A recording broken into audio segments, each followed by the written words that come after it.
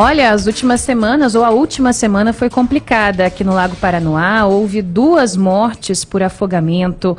Por lá, primeiro um homem de 33 anos, acabou morrendo, e depois um de 27, e segundo o Corpo de Bombeiros, só de janeiro até 22 de setembro deste ano, já foram 10 afogamentos e 6 mortes lá no Lago Paranoá.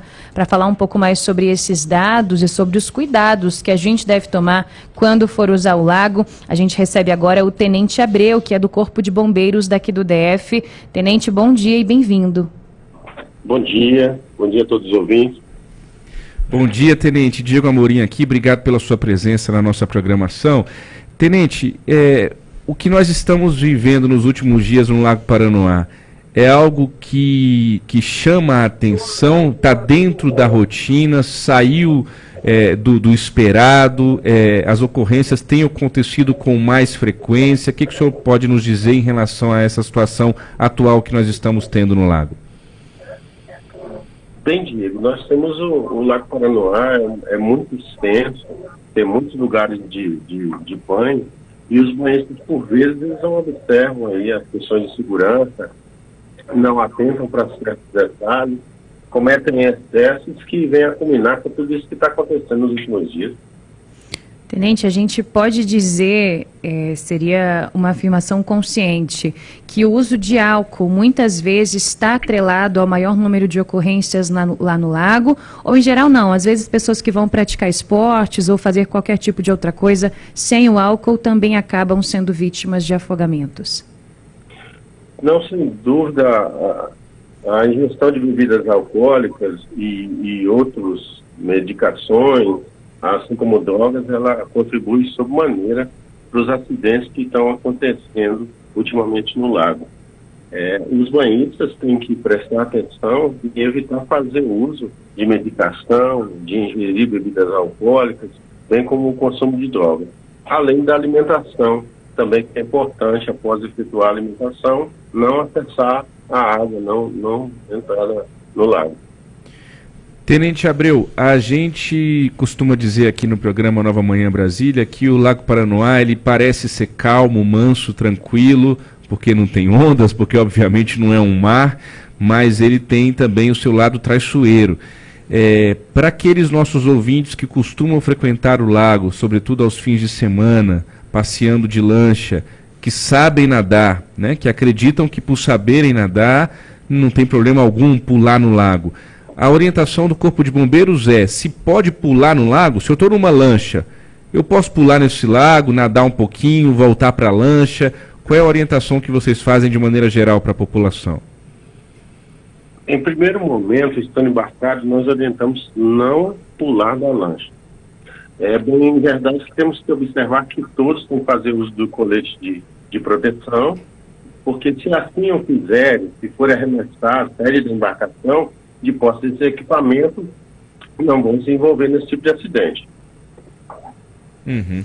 Você sabe que ontem eu conversava com um militar do Corpo de Bombeiros sobre esses 2 casos recentes que aconteceram de afogamentos.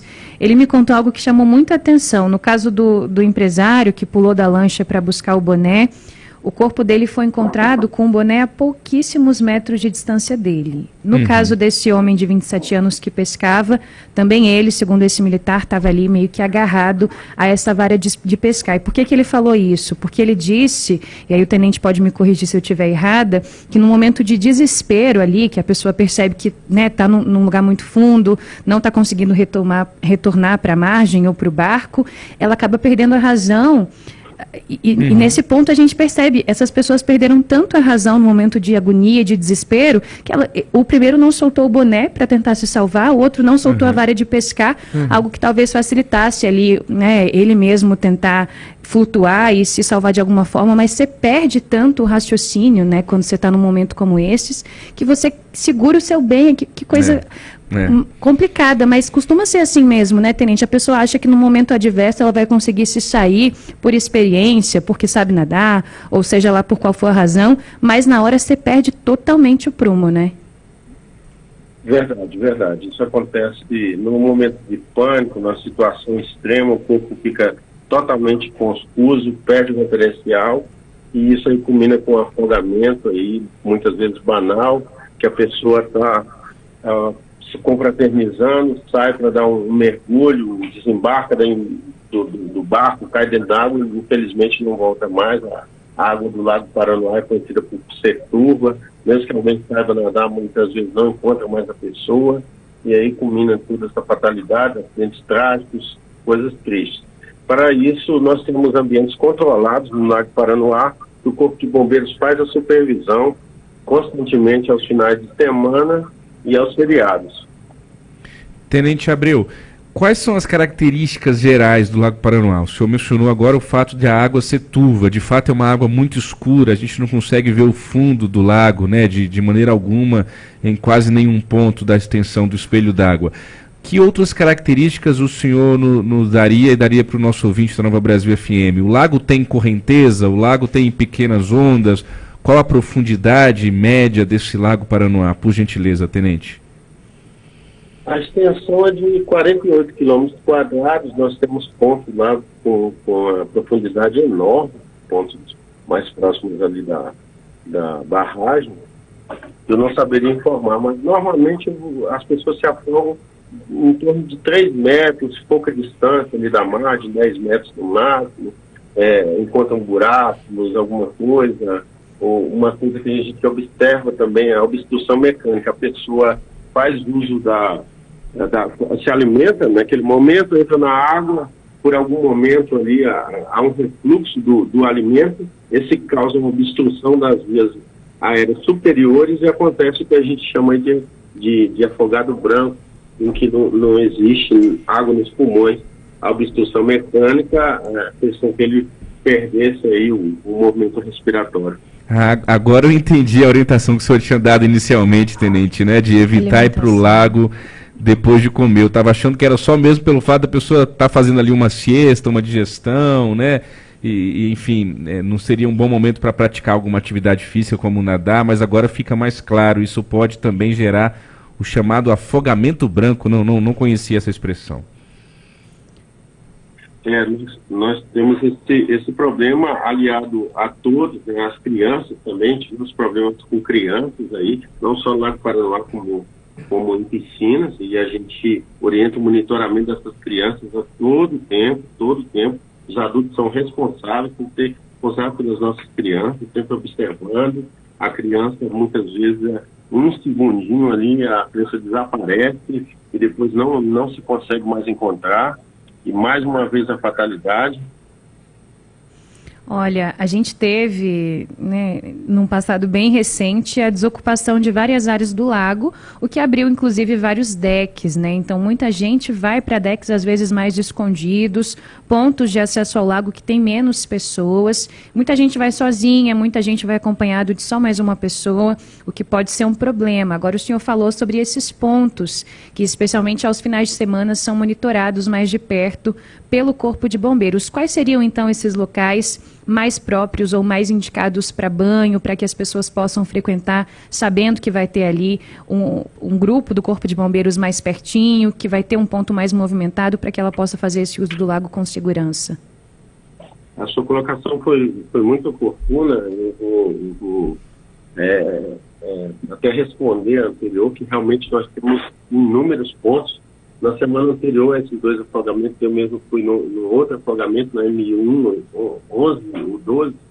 É um lugar bem bonito, um lugar de churrasco, um lugar bem, uma praia, uma areia muito bonita. E esse senhor se afogou também nessa oportunidade, que eu vejo que é bem tranquilo, é bem controlado. Uhum. Mas são lugares que a gente não tem monitoramento, que a gente não sabe, a gente vai lá para tentar socorrer, se o tempo der, se as pessoas tiverem as informações. Mas fora disso, o Corpo de Bombeiros conta aí com supervisão aos finais de semana de feriado, na Praça dos Orixás, no deck norte. A Ponte JK também conta com a equipe de mergulhadores, na Ermida Dom Bosco e no Piscinão do Lago Norte, além de contar com 2 unidades operacionais, sendo o grupamento de busca e salvamento, que conta com jet skis, jet boat, outras embarcações. Ele fica ali perto, ali no setor de Clube Norte, ali perto do Almirante Alexandrino, E entre a ponte nós temos Delta 1, é um posto avançado que possui escalé, jet ski, e ele fica exatamente entre as duas pontes. Por ocasião do afogamento que foi muito noticiado aí do senhor, um advogado, esse quartel foi bem divulgado, que ele é o mais exigido, digamos assim, por ele estar bem próximo à ponte JK, e a ponte JK tem sido aí palco de vários afogamentos. Tenente Abreu, só para ficar claro para o nosso ouvinte da Nova Brasil, o Corpo de Bombeiros, por óbvio, é responsável pelo salvamento, pela busca, pelo resgate quando tem alguma ocorrência. Agora, o papel de fiscalização do lago, isso compete à Capitania dos Portos. É essa a divisão de atribuições? Estou correto, tenente? Exatamente. Ao Corpo de Bombeiros, somente essas ações que o senhor bem colocou. Temos também o batalhão lacustre, que por vezes nos ajuda também, quando da retirada de corpos, a gente aguarda, e eles chegam às embarcações e assumem também aí esses extintos até a chegada da Polícia Civil.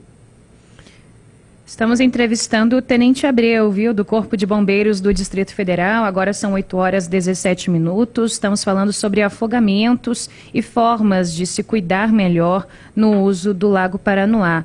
Tenente, para encerrar aqui da minha parte, eu queria então só perguntar o que uma pessoa, seja banhista, alguém que decide que vai, né, tomar um banho no lago, nadar, ou aquela que vai para alugar uma embarcação, o que ela tem que olhar ou fazer antes de fato, ingressar ali no lago? No caso da embarcação, seria interessante checar algum tipo de documento ou checar se existem, por exemplo, boias, coletes para todo mundo. No caso do banho, talvez entrar sempre em grupo, perto dos bombeiros. Qual seria a orientação, então, prática para poder a gente passar para o ouvinte?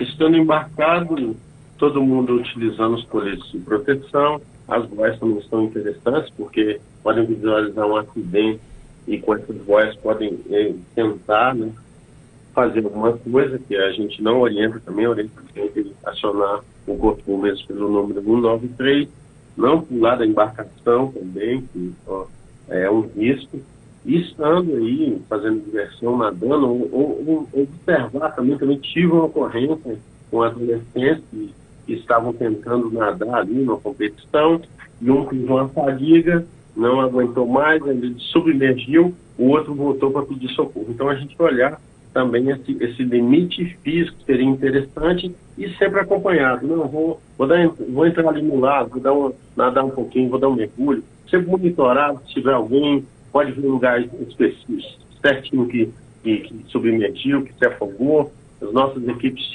chegam depressa pelo próprio lago.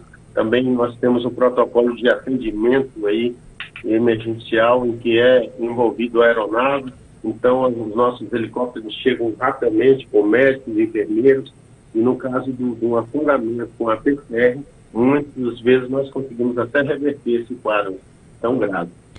Tenente Abreu, para finalizar a nossa entrevista, eu queria te perguntar sobre a estrutura hoje que o Corpo de Bombeiros do Distrito Federal tem para esses atendimentos no Lago Paranoá.